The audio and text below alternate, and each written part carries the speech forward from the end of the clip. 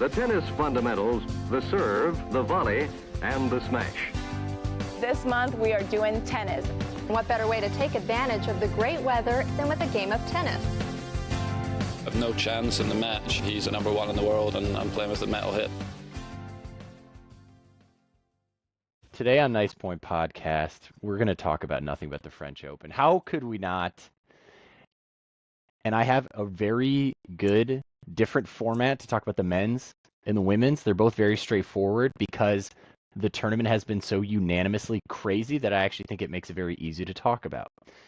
And I don't even want to do a warm-up rally with my co-host Joe or our first guest and favorite guest of all time, Steve Nicknish, returning to the podcast, because I don't want anybody burning up in the warm-up rally and getting too hot and melts like Yannick Sinner. If they could come up with just some type of IV, modern medicine, how it's evolved, and the fact that this pale redheaded king can just falter at a certain temperature level, costing himself millions of dollars, and some would say a potential legacy. It's pretty remarkable. I'm a big time sweater. I do not do well in the heat. So I feel his pain, but I've got a lot of thoughts on Sinner in the heat when we get to that for sure. Joe, no warm-up rally because we don't want to end up on our hands and knees out there. Go into it. So here's my first thing here.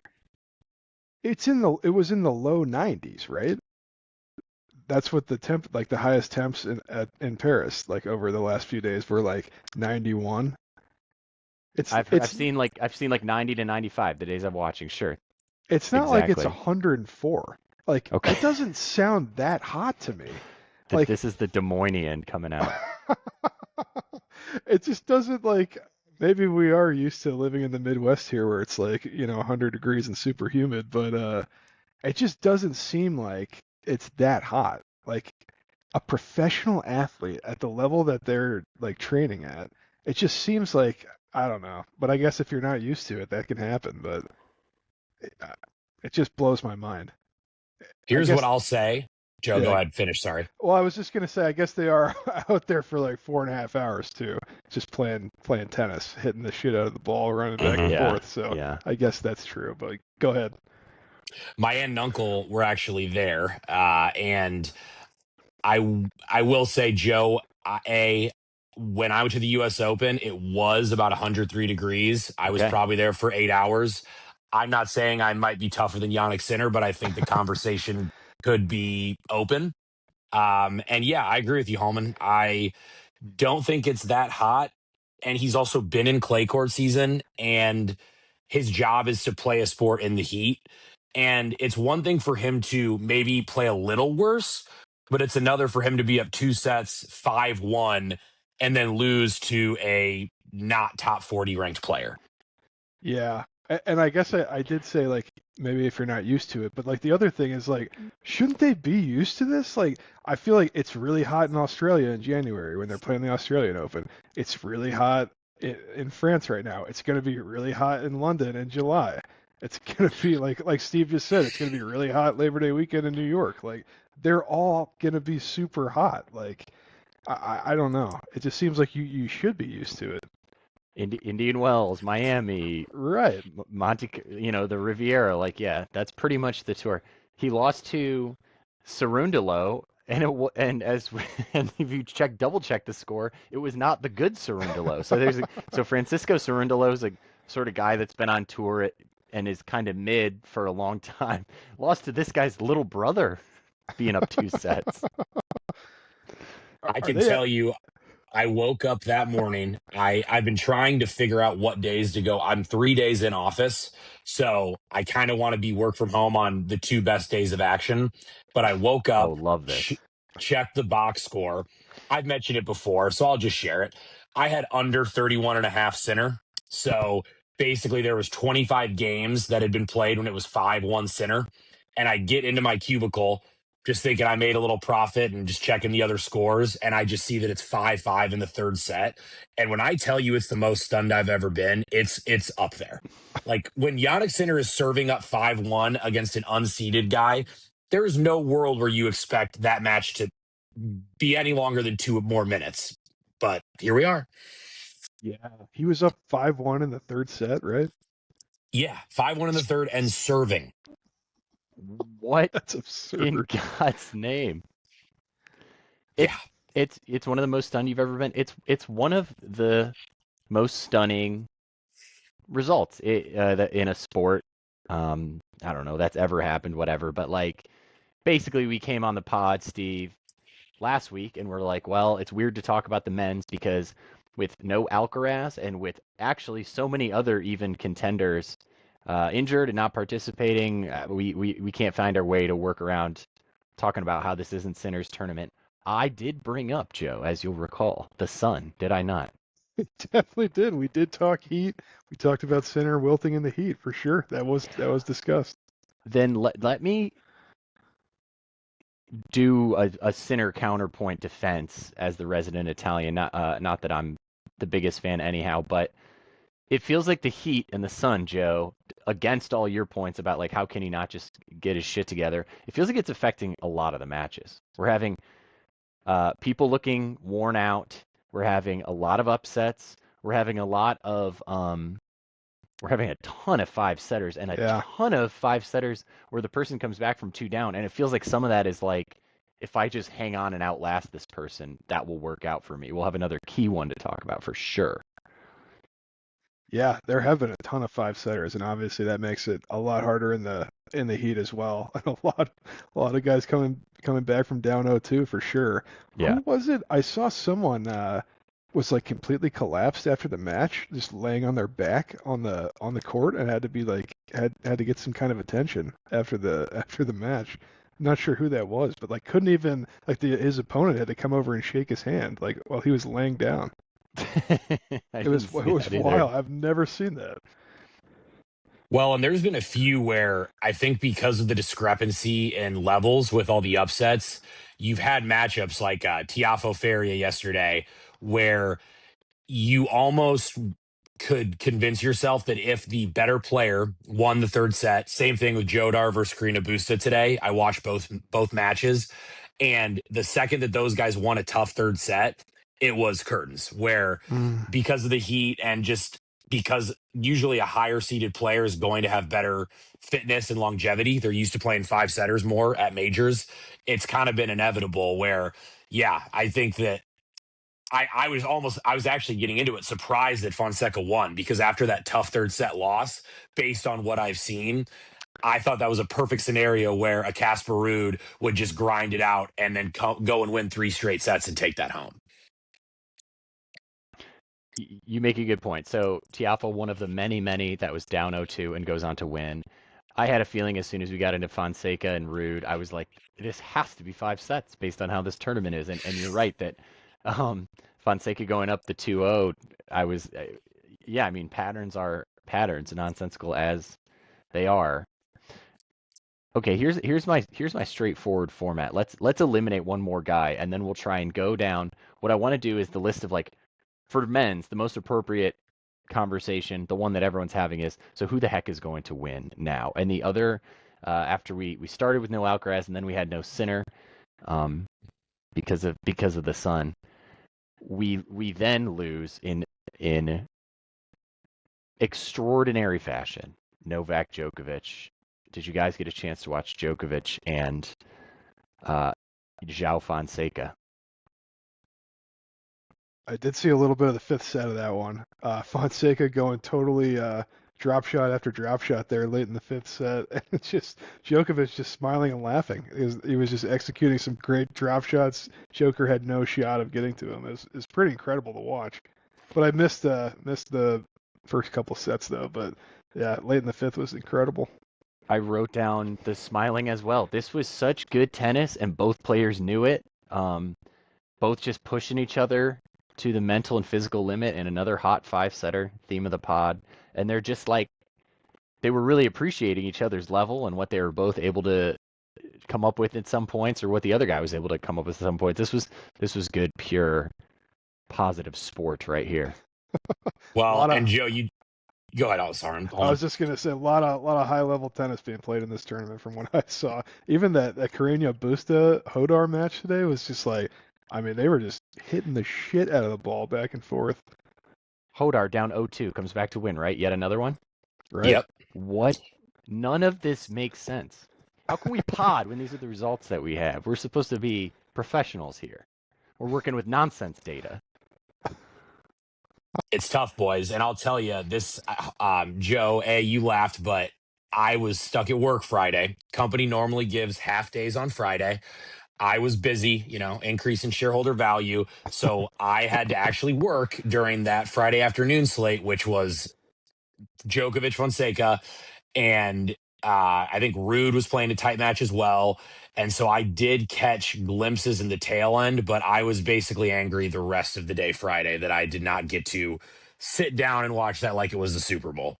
And going off the Hodar match, every time I've watched him, so I have two buddies who are very big Hodar fans, big tennis fans. They know their stuff. And they've just been trying to tell me that he has a legitimate chance to win this thing. I still disagree. I'm like, he has underperformed in every match he's played, in my opinion. He's gone to 5 sets with underseeded guys that I'm not impressed with, but he does keep winning. And I will say against Karina Busta, what I saw in the third and fourth set, I don't think he's going to take down Zverev. We might talk about that later in the pod, but I can see him definitely now being the perennial, top 10 guy that others have kind of insinuated he could be. Oh, you witnessed. Okay. Witness. Interesting. Yeah, we will go back to Zverev. We'll go back to Hodar. I guess just to close it out on how excellent this match was and just what a special moment it was for Fonseca. It really, you said Super Bowl. This Super Bowl sucked this past year. It really did feel like a big moment, and it felt like the birth of Fonseca. And it's incredible how much you're talking about the tennis heads and talking about the Hodars. We'll talk about some more characters like that. Like, Fonseca's sort of been announced and sort of been prophesied and sort of been followed in that way. And watching him rise to that prophecy and beat, the greatest of all time in like a really big match and under these circumstances where it feels like future, with no Sinner and Alcaraz, like it feels like there might be more on the line than just that match.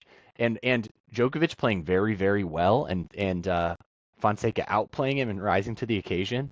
It felt like the arrival in a very dramatic, exciting way. They had the biggest hug, a head-touching level hug after the match, and yet this is what's so strange about like the emergence of these players. This was his first time into the 4th round of a slam, so that's like he's like done nothing. He definitely was like anointed as like the next guy. Like, am I dreaming or was that last year when Brad Gilbert was like talking about him last year? Like he said he'd be in the top 10. Is that 2025? Yes, we started talking about him in 2025, and a big part of this too was not just the results and the potential of the skill, but it's the crazy Brazilian fans because that they're a passionate sports community that hasn't had a tennis guy in a long time. So like he was packing arenas and messing up the scheduling because it'd be like, he's not seated or whatever, but like that's the big, like people are having trouble getting into that stadium versus not wanting to go see something on the main stadium. Gotcha. So I wanted to get into this. You guys probably played Call of Duty a little back in the day. Favela, popular map set in Brazil. Okay. I've also watched a lot of Fast and Furious. My perception is Brazil is not a necessarily wealthy country. And I need some type of audit. Just the amount of Brazilians that are flying cross country to watch Fonseca, every major. I'm like, I think I might need to look into some real estate in Brazil because it's either diehard fandom, their soccer's gone downhill a little bit, but the diehardness from them is unbelievable. Like it kind of reminds me of Anj Jabeur a little bit, but like they would show videos of people watching her in her home country, whereas with Fonseca, it's like they're all there. They're there. I think it's just a very big country. I think it's like South America's powerhouse country. So whatever levels of both wealth and poverty that there are, I think they just have a big ass population that can move. Not unlike the Australians or the United States or some of the other big dogs. That's and true. to go with Fonseca, I just was reviewing his draw so far, and like it might be forgotten, but Dino Prismic was getting incredible hype coming in Uh-huh. here, hotter True. than the French Open heat. And Fonseca came down 2-0 against him. I mean, I need some analytics there because it's been 2 of his 4 wins. Fonseca's been down 2-0. That's pretty ridiculous. What the hell? It's um it's been an insane tournament. Yeah, that so to touch on that, I'm starting this short list of the prophecies who our last guests announced that TN is the one that should be considered at the top of the camp. He had a couple wins in this tournament and then he has been knocked out. So I'm including Hodar, who you mentioned, Fonseca and Dino Prismic, who met and Fonseca won that one. I guess are we including Block X, who apparently is kind of a name to know out of Belgium, and we could also consider including Moise Kwame, very young from France, who had a good tournament that has ended. I have one more guy who's still in, who I think you guys will agree belongs in this list. Does anybody else or not belong in this list? So here's my thing with TN is I will give him a pass here. I want to make a list that's like American tennis players whose game should be good on clay, but they're not good on clay because they're American. Like I would think of all the American players, TN is the one who isn't a serve bot. He's crafty. He moves pretty well, but clay is still his weakest surface, which is unfortunate. But I would rank it Fonseca 1, TN 2, Hodar 3, Prismic 4, Block X 5 would be probably my top 5 right there. That sounds more reasonable to me. I have seen it more from Fonseca than I have from TN. Maybe we just need to get some goddamn red clay over here. They always talk about that. We don't have like the climate for it. Don't we have every climate? Correct. What do we not have? They have a grass tennis court in the Quad Cities at our tennis club here. It just opened like a month ago. But if we can do that in Iowa, we can get some clay in Florida. I'm sure that we can. Do you guys know the last person on the TN Gen list that is still in the tournament? Are we throwing Menchik on there? Yeah, Jacob Mensik. True. Through Alex Daminar, as I predicted in the last episode, and today through Andrei Rublev. Good wins. Definitely good wins. Yeah, Menchik, by the way, it was 4 hours ago that I found out that it's Menchik. I've called him Mensik for 4 straight years. We definitely did. We definitely did too. Yeah. Sorry if his country is going to come after me, but he would count, but I guess he's just been around for so long, and he's kind of had like a post-hype era. It's a common term used in like fantasy football when a guy, Fonseca almost a little too, a guy gets hyped, maybe he doesn't live up to it, but then people forget about him too much, if that makes sense. And I think that win against Rublev was gritty as hell. I did not know he was built that way, honestly, mentally. And yeah, I could definitely slot him in there over Block X and Prismic if we're I didn't really know he was allowed in the list, to be honest. So I'd throw him in there too. He's allowed. Yeah, I think by age, I think Shelton is a little older than the rest of these guys. Yes, or if not, at least a little more college. established. That was like but I 25. think Mensik's like really young, so I'm including him. Menchik. Oh, I have another good name pronunciation one that I learned today. Okay, Joe. Some of the main cities in Spain. Can you name them? You got Madrid. You got Barcelona. So that second one, people from that town. Do you know how they pronounce it? Barcelona. So it's like Ibiza. It's like Ibiza, but that's the Z.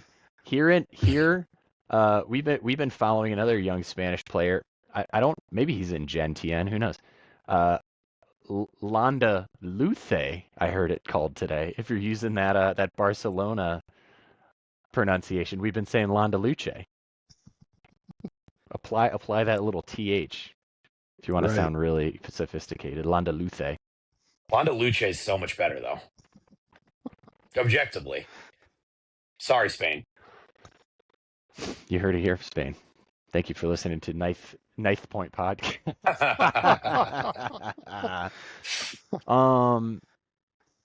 So this was my structure. We've mentioned Jen Tien, we've mentioned Sinner Djokovic, and obviously that took us into Fonseca. So tell me where he belongs in this list as we start to talk about it. But with what's left, and Hodar, we talked about who's still there, and Mensik. Anyone we haven't mentioned yet, and then you can slot the guys in that we've already talked about appropriately. Maybe it's not as much of a structure as I initially thought. Let's just go from top to bottom.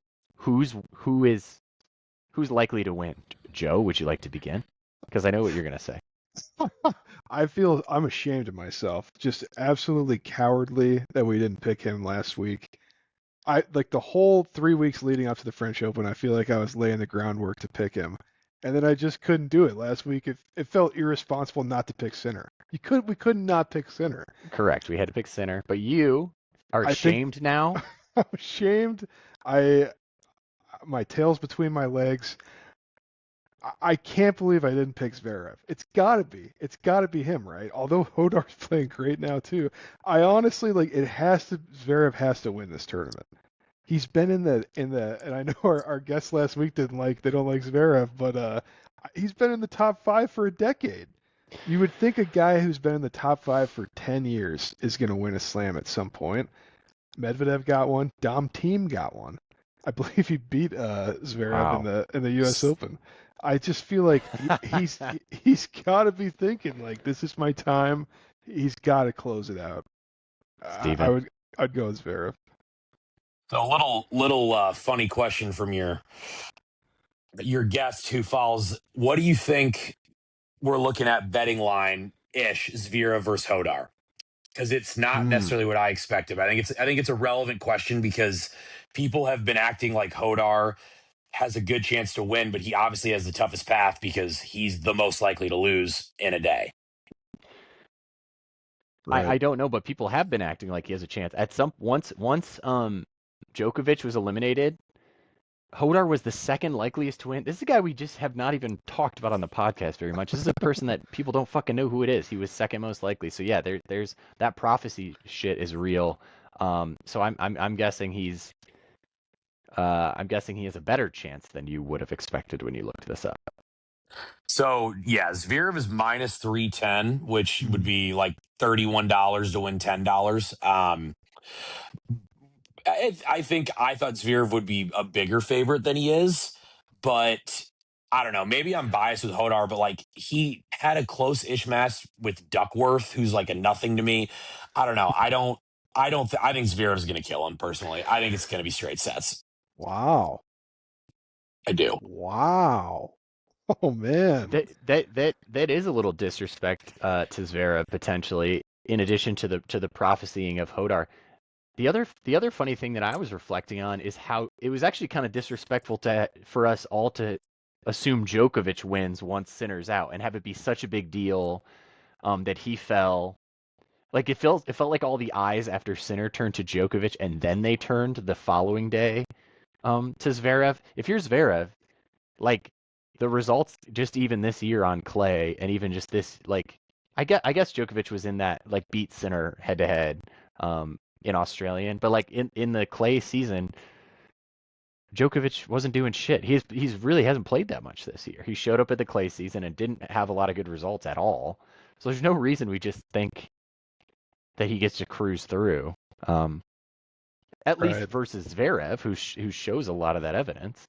Yeah, and I feel like Zverev was like, wasn't he had Nadal on the ropes like a few years ago at Roland Garros when he had that bad injury? Like Zverev was gonna win that match. Like had a like playing great, had a lead on Nadal, and like so he's played well here before. Like I feel like he's been close here. I think we were sleeping on him. If I still don't believe it, and I think it's post that moment that he just seems to not have an X factor. Something might have broken deep within him at that point. No, Zverev. I mean, that is what does need to be said. Is he besides Rublev, it's a whole different issue with Rublev, but they are the biggest chokers in the sport.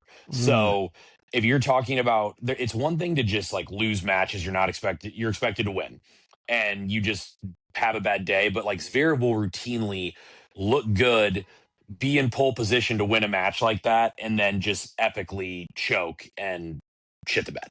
So that is, I mean, that is why I think the only reason people are nervous to crown him is he's never been at a major where he is the unquestioned favorite like he is right now.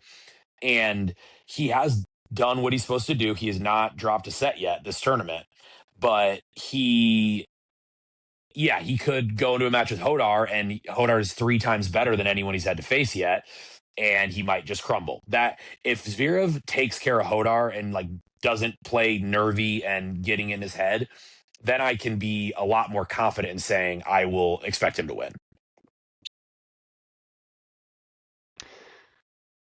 What about Casper Ruud? Also, a little bit of a just feels like he's not going to go grab the bull by the horns type of guy. He was this morning like one of the top favorites to win that we should have been talking about.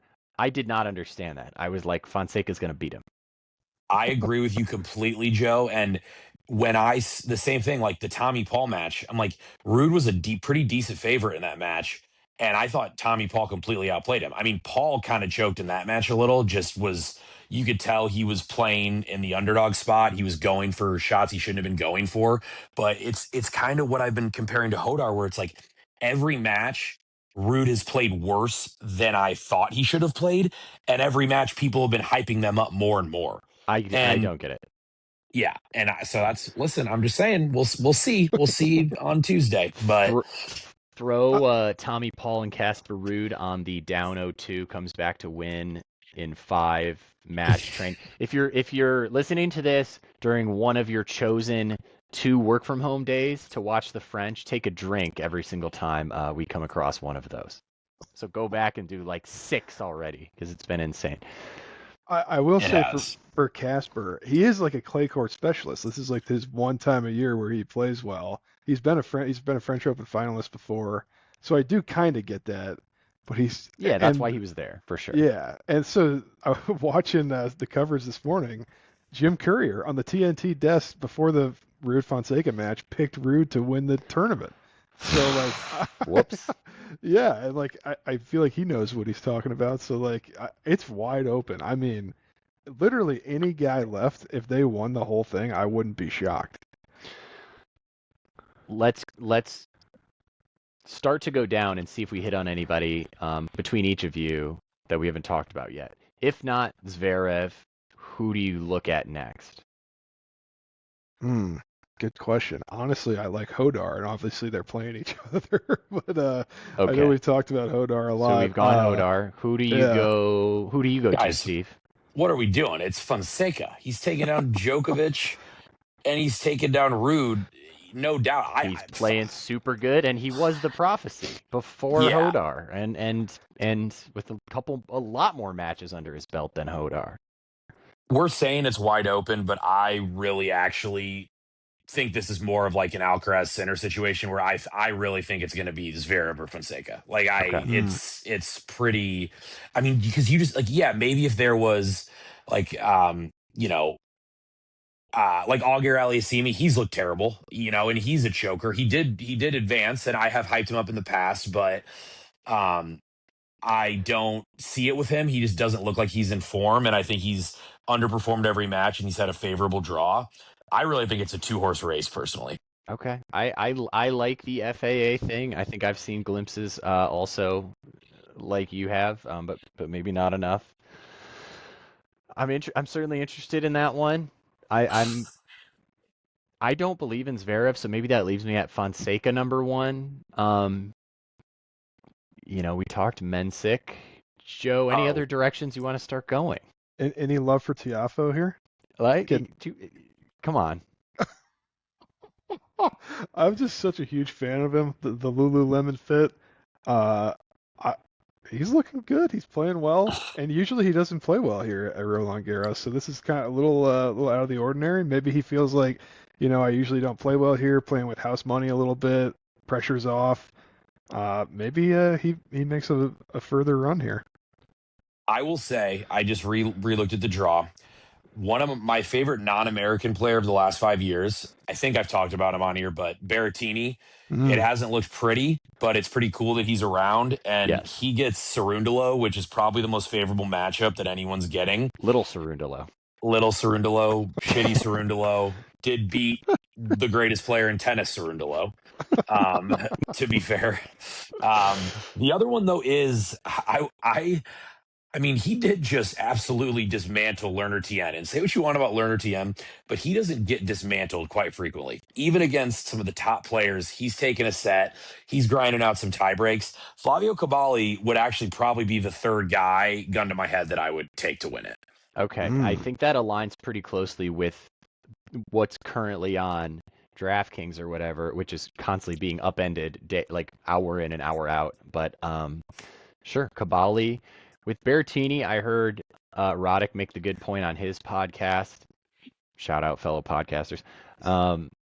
That maybe Berrettini, even if he doesn't win this one, he becomes very scary in Wimbledon if he's in like really good form this midseason because he's such a grass guy.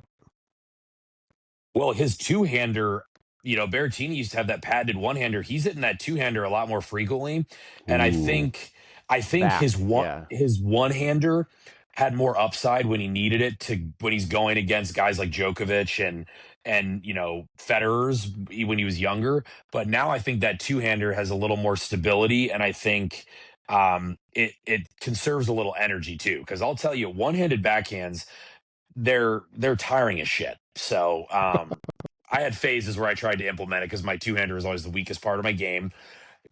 Never had a one-hander, so we didn't implement it. End of story there. But I'm excited to watch Berrettini play tomorrow for sure. Yeah.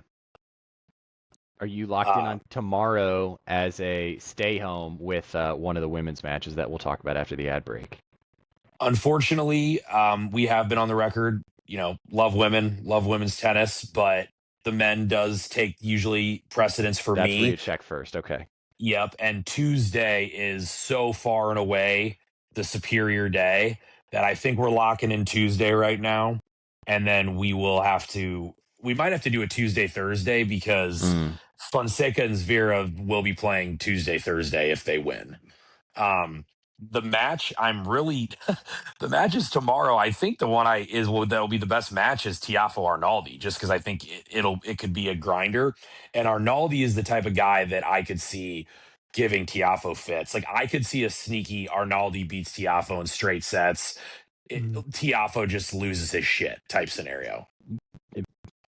Based on what we've seen, nobody should be surprised at all at basically anything. This is a good segment. Which key day, like what days to pick if you have to pick some. I like that challenge.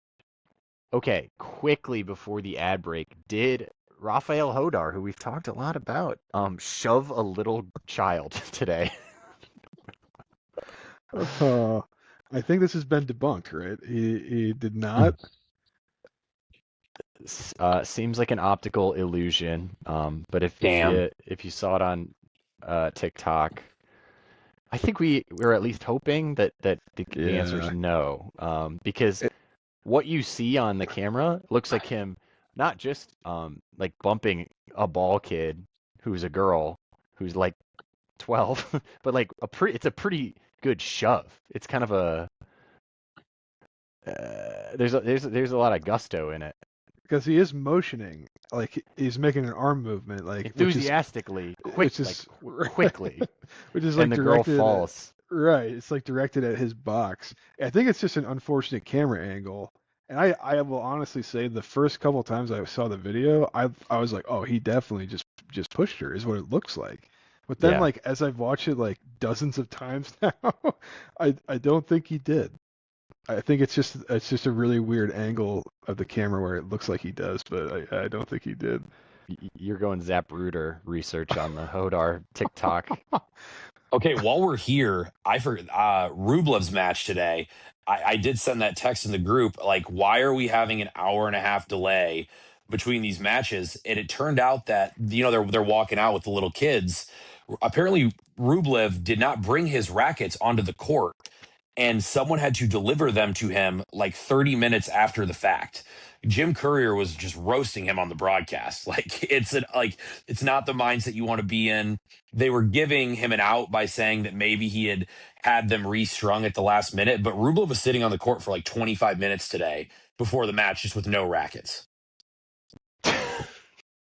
This we've seen it all in this tournament. It's been a little chaotic. For sure. Okay, today Nice Point Podcast is brought to you by your local bar's cheese curds, because the ranking goes, ladies and gentlemen, your local bar number 1, Culver's number 2, A&W bottom of the list. Although we'll give a bonus ad break nod to the A&W. Oh no, that was Long John Silver's. What's the dessert? It does involve root beer. What's that one, Joe? It's the root beer cream freeze from the A&W side of the menu. I see. So it's all interconnected. The root beer cream freeze. Thank you for listening to Nice Point. Will you please send it to someone else who would like it so that we can expand our listenership? Will you, if you care to, consume us on TikTok or Substack? And obviously next week we're going to talk about the end of the French Open and what the hell ended up happening from all of this that we can't make sense of. For the women's, guys. My approach here is just to go down basically the matchups in front of us on the bracket right now. We're recording here on Sunday evening. To my constant chagrin, having the hour difference from you guys. And I'm gonna be editing late into the goddamn night while you have your root beer cream freeze. So try and stay on topic. But because everything's just been so nuts, I feel like usually in these middle episodes we sort of have like a hodgepodge of little narratives that we want to go to, because everything's just been so like I feel like there's just one theme, which is that nothing makes sense. So I feel like we can just go to each player that's still alive and talk about them. And if it does remind us of any little miniature narratives from week 1, we can go there too. Sounds good. So I'm gonna go.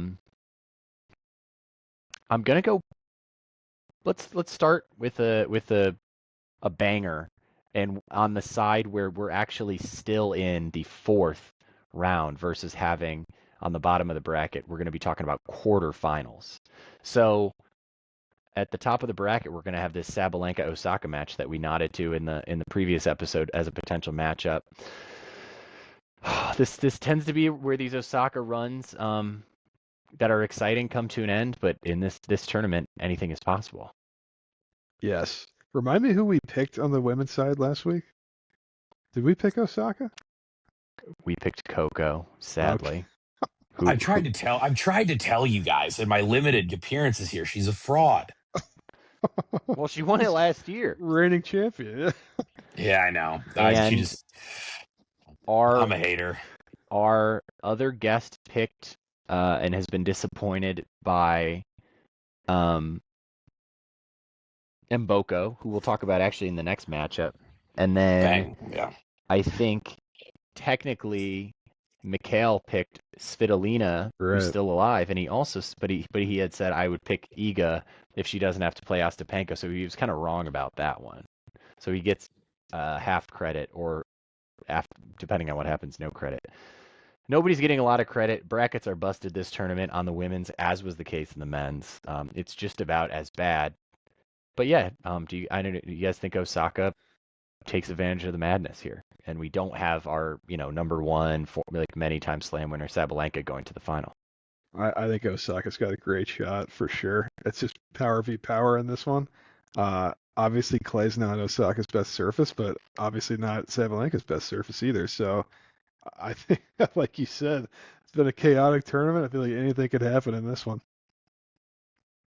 Okay, to go off that, Holman, this just blew my mind, but Osaka, her current odds, because we have talked about odds for the men, what do you think she is the most likely as of the remaining women to win the whole thing? Oh, that's such a good. We're going back to the men's structure, and it's a really interesting one. Let me look. So, I mean, she's playing Sabalenka, who I would guess has the best odds, obviously. So You're that's such a smart gambler, yes, Joe. that's gonna put her it's gonna put her down. I'm gonna say she's got third best odds to win it. 7th. Not even close. Yeah, it was Wow. surprising. Kostya threw up. Kostya's got the third best odds, but we'll go to the other ones. But I did want to say I do think you have something with Osaka's like the Fonseca factor, where she's really had to battle. That Jovic match was just an absolute grinder, and I think she's probably more battle tested. And Sabalenka tends to underperform when she's more of the heavy favorite and when she has more to lose. Zvira factor. So I do think we could have a good match there for sure. God, Jovic is just really good now. She went straight through Emma Navarro, took Osaka to 3 sets. Right. And Emma Navarro washed. Wow. Dude, I think she hit her upside when she was 20 years old. I used to play players like her. They're in shape. They get everything back. But, like, I just don't think she's enhanced any of her weapons. Irrelevant now, she's out. But future note, I think Navarro's reached her peak. I'm off the bandwagon. She's a Nepo kid. This tournament and maybe even this whole season so far for the Americans has been dog shit. But here's one here. Madison Keys did take out the very exciting Victoria Mboko in a power v power match. So she'll have Diana Schneider to face the winner of that Osaka Sabalenka matchup. So let's say we at least hope to see Maddie play against one of those rock stars in a marquee match in the quarterfinal there. Yeah. Yeah, I was impressed with Keys. If anyone's wondering, I was actually playing at the tennis club that she was born and bred in the Quad Cities while she was playing in Boco. I do want to say that might have contributed to the win. But that is the type of match that I think Keys, besides her miracle major win, tends to lose. And it was a gritty win. And I think she is a tough draw, but I think it's a pretty positive sign for her future prospects this tourney. I would echo what I said on the men's side. Like, there's probably 6 women left. If they won this, I wouldn't be shocked at all. Maybe more than that. And Keys is one of them. I think she could pull this off. Like, as I heard her talking in her press conference about, they were asking, like, the field's wide open now. We've had some major upsets, and she was like, whoever is like gonna lock in and like attack the mental side of this is like gonna win this tournament. I feel like she can do that. She's been there before. Won that Australian Open. I feel like she could really lock in and win this thing. But there's 5 or 6 other women I feel the same way about. So who knows? You're a big fan of, and I think for good reason. Been there before energy, and if Keys had not won that Australian once upon a time, would you be saying that? Probably not. Yeah, probably not, because I feel like she'd just be feeling a lot more pressure. Yeah. She's got that major victory already in the bag, kind of a thing. But Joe, would you be surprised if either of these women who are going to play tomorrow won?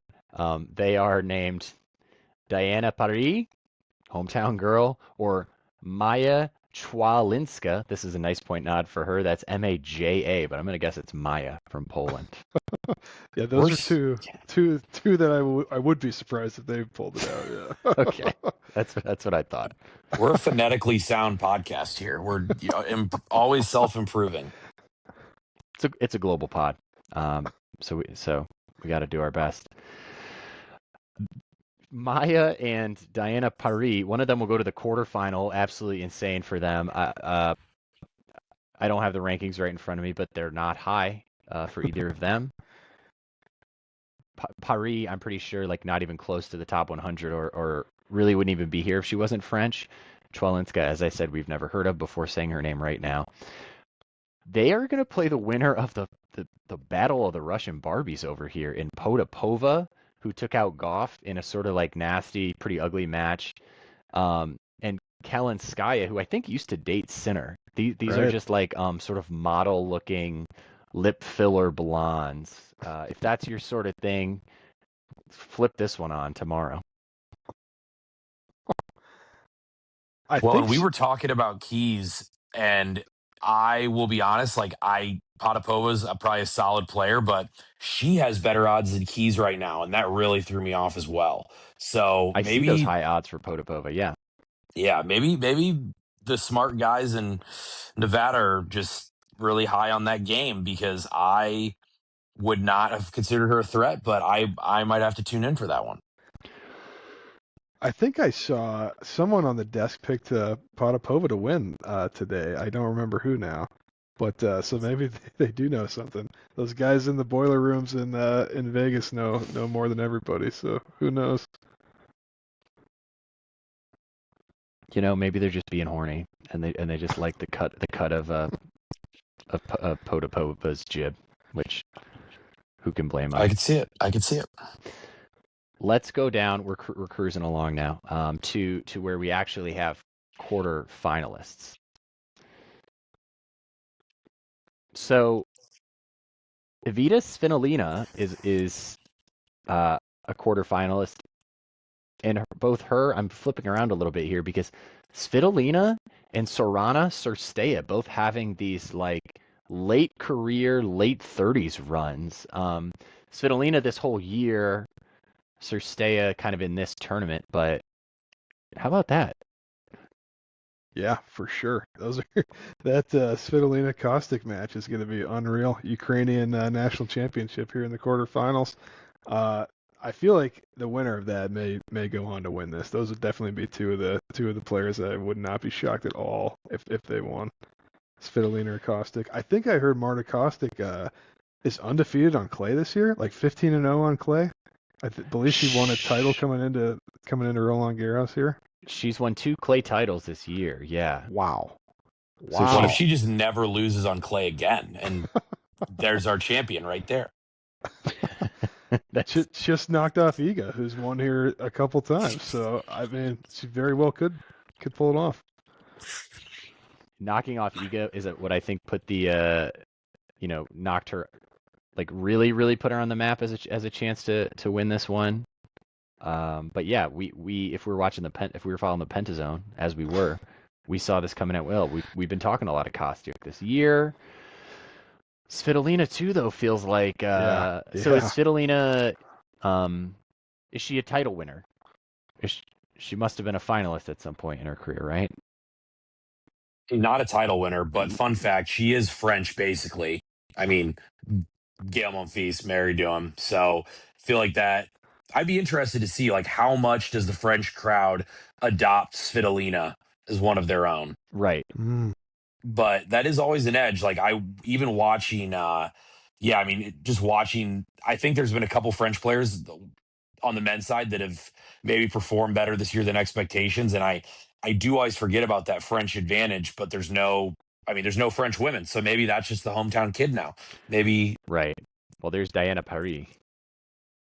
She's not really a threat though, for being honest. No, she isn't, and we are being honest. We're not trying to be cruel, but it's some of this stuff is just crazy, and we're just trying to react to it in the normalest way possible.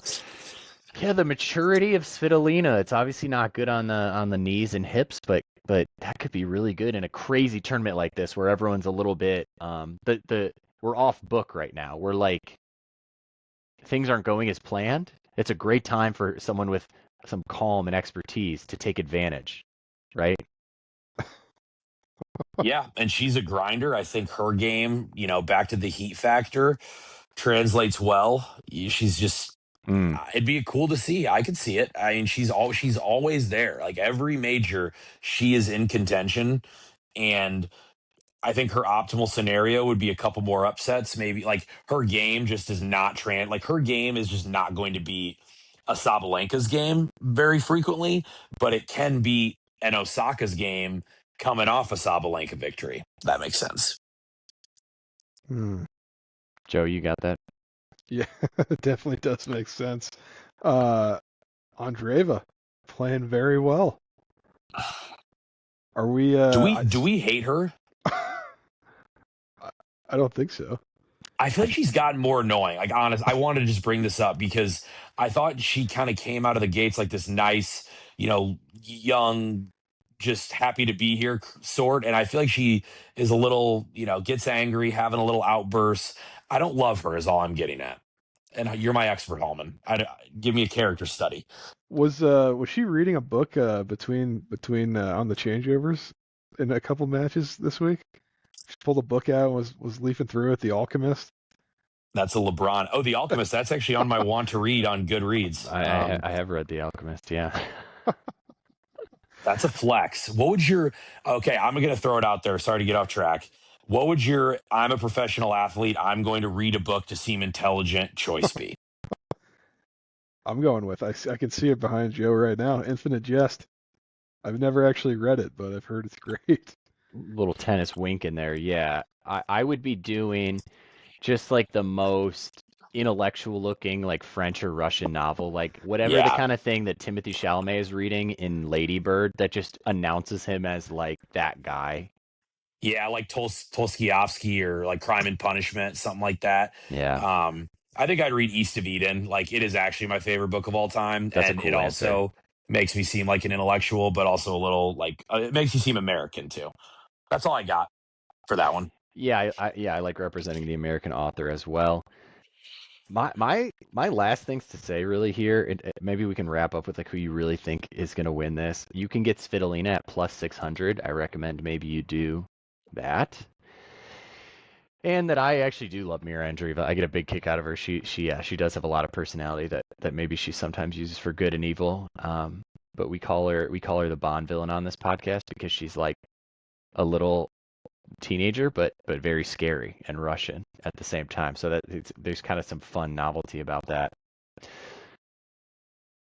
Where is this going? This women's Who we think's going to win? Oh yeah. Do you want to do a repick, Joe? I would love to do a repick, yeah.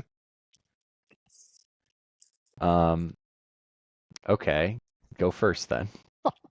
So I think I've already said on the men's side I got to go Zverev, and at this point, who's the bye guy on the Justin Timberlake? It's a great point. The financial guy, Mad Money. Oh, Jim Cramer? Jim Cramer, the Cramer Index. The Cramer Index do the opposite of what he says. I feel like we're gonna have the nice point index here.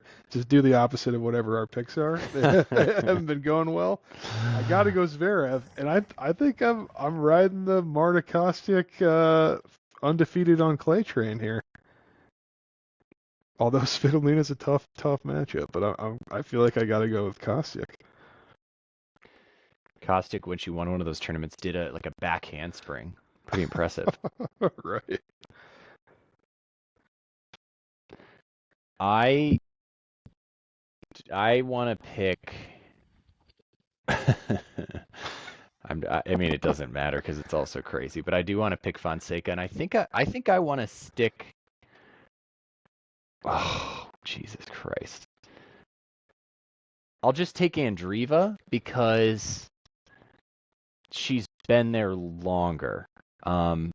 We've been waiting for her to win a slam, and here it is. The draw's opened up. I think she can do it.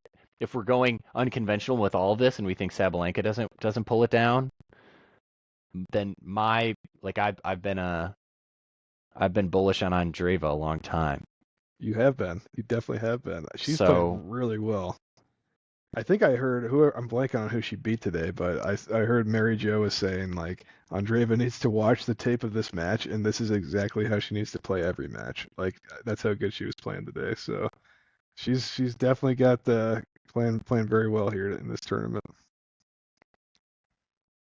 All right. Well, I'm thinking for women's, I'm going to go with Diane Perry, and men's, I'm going to go with Zachary Savajda. Good pick. Now, thank you. Now I'll go. And shout out Svajda. Yeah. Basically, is he the last American man in the draw? Tiafoe. Yeah, because Tiafoe. Oh my God, like rough tourney, rough year, but not because of Svajda. Thanks, buddy. Thanks, buddy. Where did he go to school? He's like a classic out of college guy. Probably like TCU or South Clemson or something. I could see that. Oklahoma. But actually, I will go. I gotta go. Been riding for him, Zverev. Get the monkey off the back. Wow. good things happen to bad people type situation. Low blow, but you kind of need to remind people. And then I will go with Svitolina. She's the best. Okay. She is a dog that looks just like my dog. And I like her play style, and it'd be nice to see her win one, and I think she can do it. Those are sound picks. Yeah, good picks. Man, oh man, it's so funny for us all to pick these, and I'm like, somehow none of this sounds right. But what I do know is that two people are going to win the French Open next Sunday. Like, how hard can this be? The tennis fundamentals, the serve, the volley, and the smash. This month we are doing tennis. What better way to take advantage of the great weather than with a game of tennis? I've no chance in the match. He's a number one in the world, and I'm playing with the metal hit.